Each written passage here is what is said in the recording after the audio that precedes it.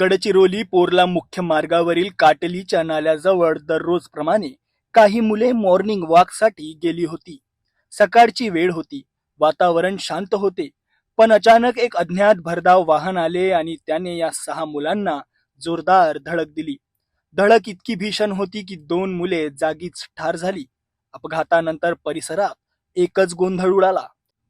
स्थानिकांनी तात्काळ घटनास्थळी धाव घेतली आणि मदत कार्य सुरू केले. जखमींना तातडीने रुग्णालयात दाखल करण्यात आले. मात्र दुर्दैवाने उपचारादरम्यान आणखी 2 मुलांनी आपला जीव गमावला.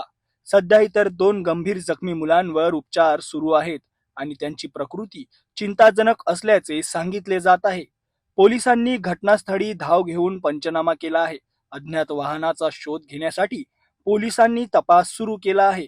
या अपघातामुळे संपूर्ण परिसरात शोककळा पसरली आहे आणि नागरिकांमध्ये संतापाची लाट आहे.